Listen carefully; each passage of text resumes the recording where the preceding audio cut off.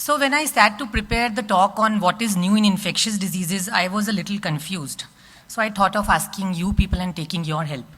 So what would you believe the most? News on ID websites, case studies, retrospective analysis, or randomized control trials? Yes? Randomized control trials? Okay. So with the limitation of 10 minutes, I also thought the same.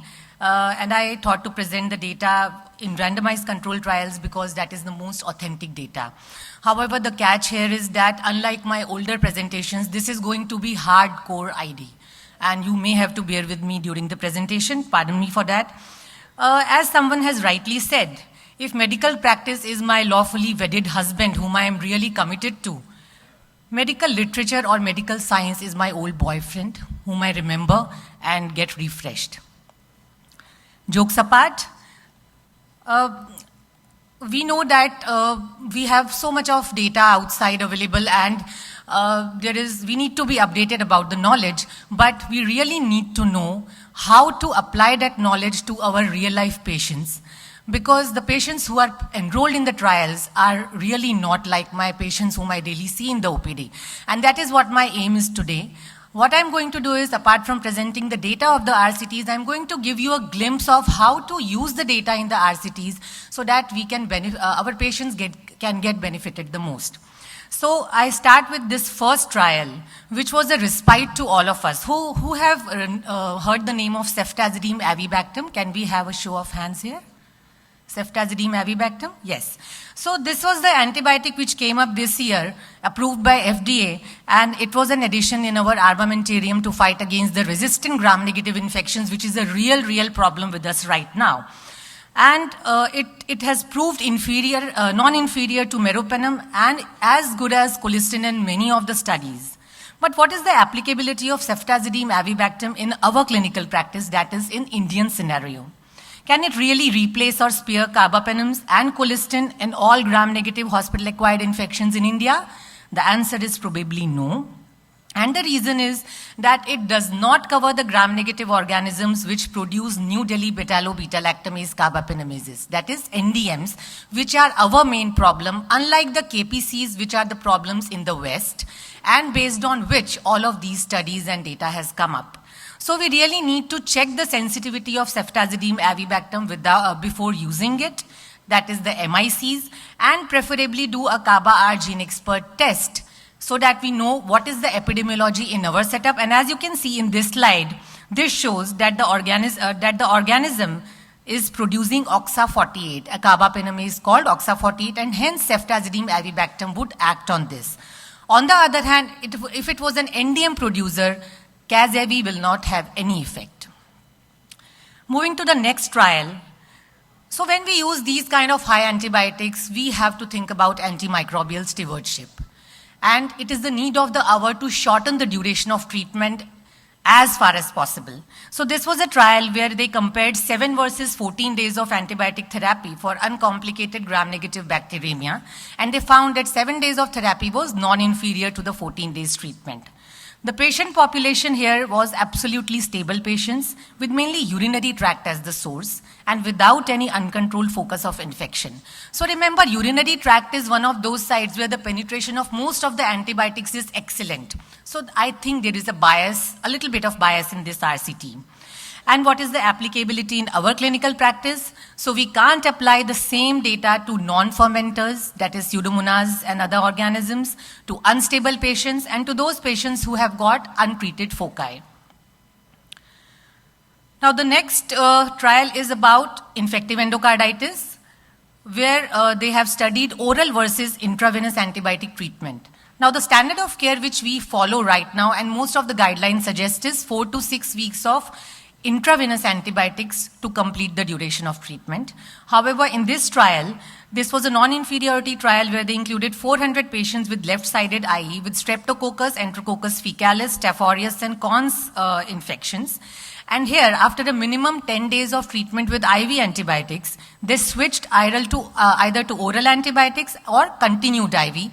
And what they found is that changing to oral antibiotic treatment was non-inferior to the continued intravenous treatment. How to apply this to our clinical practices? We cannot apply this data to culture negative infective endocarditis, which is a major chunk of our patients, because most of these patients come to us after receipt of some or the other antibiotic, which makes the cultures negative. Also, in Indian scenario, there is a huge resistance to oral drugs like fluoroquinolones, which have been used in this study. Also, some of the drugs like fusidic acid, which have been used in this trial, they are unavailable in India. So we need to really look out whether we have good oral drugs to treat these patients with infective endocarditis.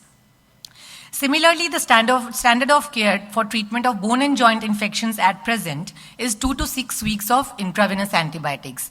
Now, this trial again looked at oral versus IV for treating bone and joint infections.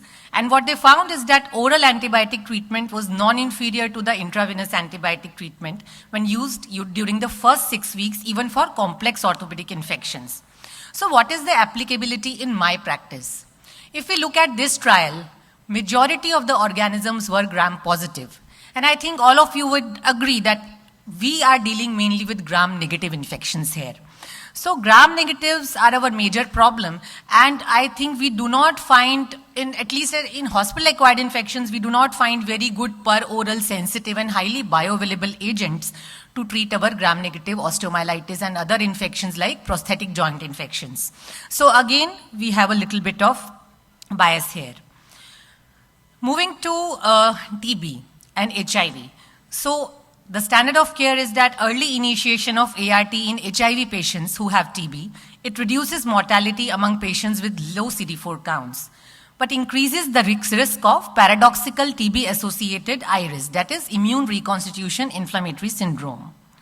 Now what they looked at is in patients with HIV who were initiating ART and had already started treatment for TB within 30 days and a CD4 count of less than or equal to 100, they received prednisolone at a dose of 40 mg per day for 14 days and then 20 mg per day for 14 days or placebo. And as expected, they found that the prednisolone arm did well. The incidence of IRIS was less. The major problem with this trial was that CNS TB was excluded. Neurological TB was not included in this trial. And it's mainly the the CNS TB where we find TB IRIS the most commonly occurring and which also may be life-threatening. Again, rifampicin-resistant TB was excluded from this trial. Now, I have no test which can tell me apart from resistance, which can give me information about other drugs, other AKT. So we have GeneXpert, which will tell you about rifampicin sensitivity or resistance. What about other drugs? We don't have any test apart from line probe assay and DST, that is the gold standard, which is going to take time. So to me, steroids hold good mainly in CNS TB while starting ART as of now, till we don't have further data. Now, this is another meta-analysis about TB. As per WHO, there were about 6 lakh new MDR TB cases in 2016 with cure rate of only 54%. And that was mainly due to less effective and toxic drugs for MDR TB and long duration of treatment. So in this study, they have included around 12,000 of patients. And what they have tried to do is they have looked at what are the markers which are in favor of successful outcome and vice versa. So 25 countries, 61% cure rates, 8% failure or relapse, and 14% of patients died. They found that success was associated with linezolid, levofloxacin, moxifloxacin, carbapenems, bedaquiline, and clofazimine. Amikacin offered modest benefit. On the other hand, kanamycin, capreomycin, para-aminosalicylic acid, ethionamide, macrolides, and amoxiclav were associated with worse outcomes. Now, the big problem associated with this study is that the relapse rates and the after treatment and almost 90% of the patients changed original treatment was not even considered in this trial, in this analysis. And also, it's not clear whether they have included the Indian studies. As we know that fluoroquinolones are not reliable drugs for us. They have negligible sensitivity. On the other hand, aminoglycosides like amikacin, kanamycin, they may be better for us.